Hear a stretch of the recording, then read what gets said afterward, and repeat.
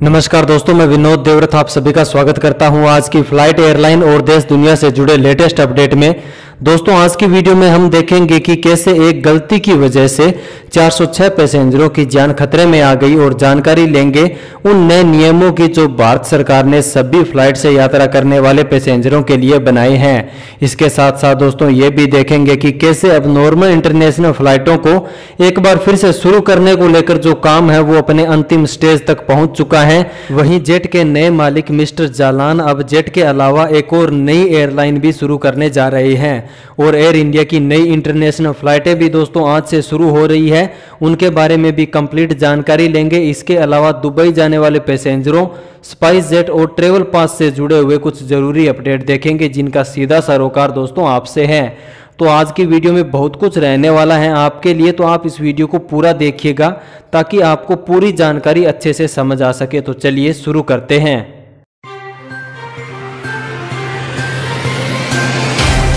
दोस्तों, आज की वीडियो का पहला अपडेट आ रहा है यूके के बर्मिंघम एयरपोर्ट से, जहां बीते कल 3 फ्लाइटों में यात्रा कर रहे 406 लोगों की जान उस वक्त खतरे में आ गई जब इन तीनों प्लेन के पायलट को रनवे पर कुछ प्रॉब्लम दिखाई दी। दोस्तों, जब पहला फ्लाइट लैंड करने के लिए जैसे ही रनवे को टच किया वैसे ही पायलट को रनवे पर कुछ ऐसी चीज दिखाई दी जो वहां पर नहीं होनी चाहिए थी, क्योंकि दोस्तों जब भी फ्लाइट लैंड करता है तब रनवे कंप्लीटली खाली रहता है, यानी उस पर कुछ भी अननोन चीज नहीं रहती है, जिसकी सूचना उसने एटीसी टावर को दी और एटीसी टावर को इन्फॉर्मेशन मिलते ही सबसे पहले तो उन तीनों फ्लाइट्स को सुरक्षित तरीके से लैंड करवाया गया और उसके बाद रनवे की जांच की गई, जहां जांचकर्ता टीम को एक 7 फीट ऊंचाई की सीढ़ी मिली जो कि आप यहां स्क्रीन पर भी देख सकते हैं। दोस्तों, ये सीढ़ी इंजीनियर्स की गलती की वजह से वहां पर रह गई थी। दोस्तों, यहां इतना सब कुछ हो जाने के बाद भी अच्छी बात यह रही कि फ्लाइट के सभी 406 पैसेंजरों की किस्मत अच्छी थी, नहीं तो एक साथ 3 विमान हादसे हो सकते थे और उन सभी 406 लोगों की जान भी जा सकती थी। नेक्स्ट अपडेट लेते हैं कुवैत की फ्लाइटों से।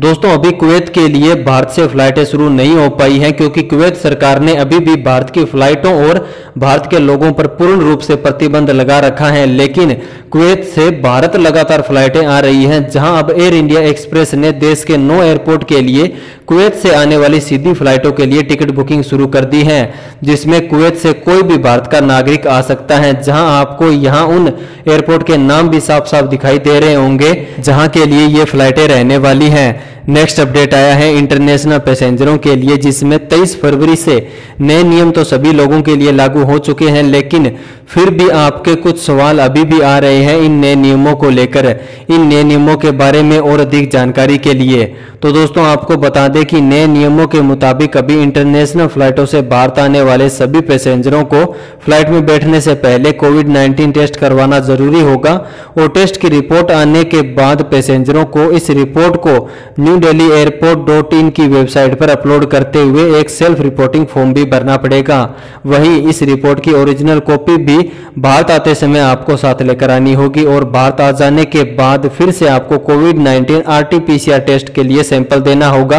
और अपने फोन में आरोग्य सेतु ऐप भी डाउनलोड करना पड़ेगा। दोस्तों, अभी जो रूल आपको बताए हैं वो तो सभी देशों से आने वाले पैसेंजरों को फॉलो करने होंगे, लेकिन इसके अलावा कुछ नियम ऐसे हैं जो अलग अलग देशों के लिए बनाए गए हैं जिनमें थोड़ा बदलाव है, जिनके बारे में हमने एक वीडियो पहले से बनाया हुआ है जो कि आप अभी आई के बटन पर वीडियो के डिस्क्रिप्शन बॉक्स और इस वीडियो के लास्ट में दिए गए लिंक पर क्लिक करके देख सकते हैं। अगला अपडेट आ रहा है जेट एयरवेज के नए मालिक मुरारी लाल जालान की ओर से, जो कि अब देश में जेट एयरवेज को फिर से शुरू करने जा रहे हैं। इसके अलावा दोस्तों अब देश से बाहर भी मुरारी लाल जालान एक नई फुल सर्विस एयरलाइन और एक नया एयरपोर्ट भी बनाने की तैयारी कर रहे हैं, जहां एक लेटेस्ट खबर ये आई है कि मुरारी लाल जालान अब उज्बेकिस्तान में वहां की सरकार की मदद से एक नई एयरलाइन और एक नया एयरपोर्ट बनाने को लेकर बात कर रहे हैं। दोस्तों, बता दें कि भारतीय मूल के मुरारी लाल जालान की नेट इनकम 940 करोड़ रुपए है, जो कि भारत में कार्लोग के साथ मिलकर जेट को शुरू करने जा रहे हैं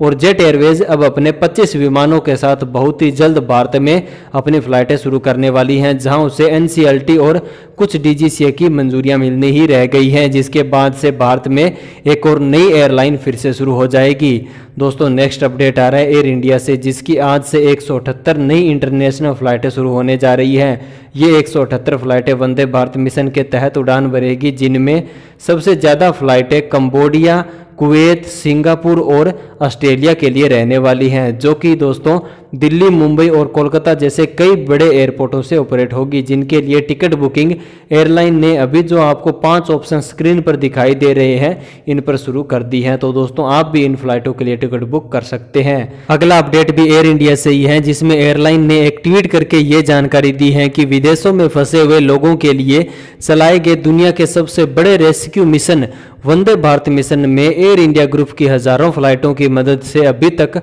25 लाख पैसेंजरों को उनके घरों तक पहुंचाया गया है। ये आंकड़ा जब से वंदे भारत मिशन शुरू हुआ है, यानी 7 मई 2020 से 28 फरवरी 2021 तक का है। और आज भी ये मिशन उन सभी देशों के साथ चल रहा है जो देश भारत की फ्लाइटों को अपने देश में आने की परमिशन नहीं दे रहे हैं। यानी दोस्तों उन सभी देशों के साथ ये मिशन अभी चलाया जा रहा है जो भारत की नॉर्मल फ्लाइटों को अपने देश में आने की परमिशन नहीं दे रहे हैं। दोस्तों अब बढ़ते हैं नेक्स्ट अपडेट की ओर, जो कि आया है भारत से दुबई जाने वाले लोगों के लिए, जिसमें दुबई सरकार ने अब कोरोना टेस्ट की रिपोर्ट पर QR कोड को अनिवार्य कर दिया है, जहां ये कहा गया है कि जो कोई भी पैसेंजर अब दुबई आएगा उसे अब ऐसी कोरोना टेस्ट की नेगेटिव रिपोर्ट लेकर आना होगा जिसमें QR कोड लगा हो, और ये QR कोड आपकी ऑनलाइन रिपोर्ट के साथ लिंक भी होना चाहिए। इतना ही नहीं दोस्तों, QR कोड के साथ साथ उस रिपोर्ट पर सैंपल कलेक्शन और सैंपल रिपोर्टिंग डेट और टाइम भी सही से मेंशन होना जरूरी है। अगर आपकी टेस्ट रिपोर्ट में ये सब नहीं होगा तो आपकी टेस्ट रिपोर्ट मान्य नहीं होगी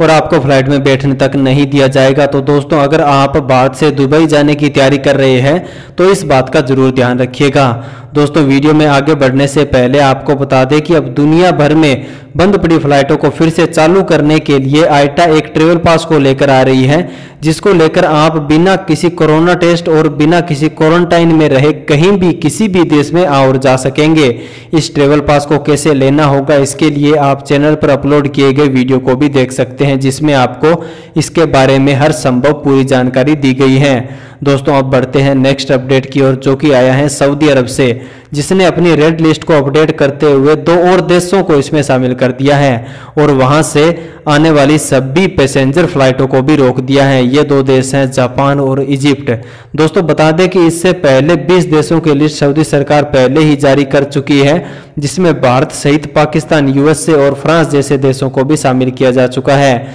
जहां पाकिस्तान के साथ कुछ दिन फ्लाइटें चलाने के बाद बंद की गई थी, तो वहीं भारत के साथ तो फ्लाइटें दोस्तों पिछले 1 साल से बंद पड़ी हैं और सऊदी सरकार के मुताबिक वो अब इन फ्लाइटों से प्रतिबंध 17 मई के बाद से हटाएगी। अब ये प्रतिबंध 17 मई के बाद हटता है या नहीं ये तो वक्त आने पर ही पता चलेगा, क्योंकि इससे पहले भी सऊदी सरकार कई बार तारीखें बता चुकी है, जहां पहले जनवरी बोला गया था, फिर 30 मार्च और अब 17 मई। तो दोस्तों बस आज की वीडियो में इतना ही था। मुझे पूरी उम्मीद है कि इस वीडियो में दी गई प्रत्येक जानकारी आपको अच्छे से समझ आ गई होगी। फिर भी दोस्तों अगर आपके कोई सवाल या सुझाव हो तो आप मुझे इंस्टाग्राम और ट्विटर पर फॉलो करके पूछ सकते हैं। मैं कोशिश करूंगा आपके हर एक सवाल का जवाब देने की। इसके अलावा फ्लाइट एयरलाइन देश दुनिया से जुड़े प्रत्येक वीडियो देखने के लिए चैनल को सब्सक्राइब कर लीजिएगा, पास के बेल के आइकन को ऑल पर सेट कर लीजिएगा ताकि नोटिफिकेशन आपको समय समय पर मिलते रहें। वीडियो को लाइक शेयर तो जरूर कर दीजिएगा। अपने मिलते हैं नेक्स्ट वीडियो में। जय हिंद, वंदे मातरम।